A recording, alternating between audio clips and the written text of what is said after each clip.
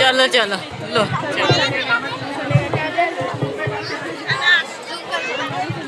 मैं क्या बोलती, मेरे परदादा बड़े इतने खतरनाक थे, पूरा मोहल्ला मुझसे डरता था। हम तेरे परदादी नहीं, परदादा इनसे डरते थे, इतने कारनामे इन दोनों के, देखो क्या बोलूं। अब ये तो कुछ भी नहीं, मेरे परदादा के पास तो इतना बड़ा खेत था जिसमें 10 बैल माती थी, 10, इतना बड़ा खेत था।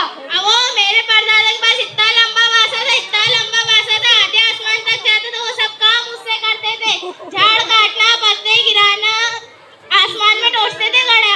इतना बड़ा बासा कहाँ रखते थे वो? इसके दादा के खेत में। मेरे परदादा ना गड़िया, उनके कान इतने बड़े थे, बोलते कि मेरे परदादी जब खाना बनाते तुमको गर्मी होती तो कान से हवा कर देते थे। चलो माँ चलो बोला, क्यों हो, क्या हुआ? इतने बड़े कान रहते क्या?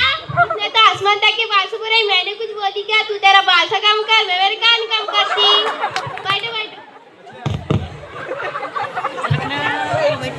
अब वो मेरे परदादा ना एक बार मोहल्ले में बैठे थे, दो लोग झगड़े कर रहे थे। मेरे परदादा थे बहुत खतरनाक, उन्होंने क्या करे, दोनों को उठाए, हमने एक को झाड़ पे फेंके और दूसरे को कवलों पे फेंके।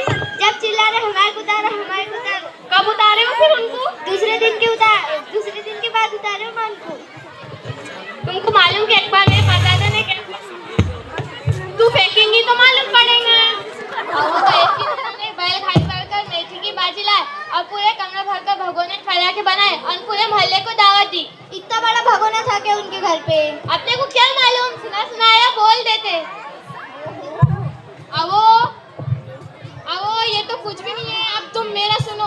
सुना, मेरे परदादा को नहीं क्या एक इतनी बुरी आदत थी गैसेस की, जा जाते वहाँ चलते फिरते उठते बैठते पुम पम चलते रहता उनका हमेशा। तो एक गांव में एक प्रोग्राम था, तो मेरे दादी भी गए थे वहाँ पर। तो नहीं क्या, सब अपने अपने के नाम बोल रहे थे। तो मेरी दादी ने क्या बोले तुमको मालूम? बोल मेरे घर में मटके को तोड़े और नज्जू के पापा तोड़े।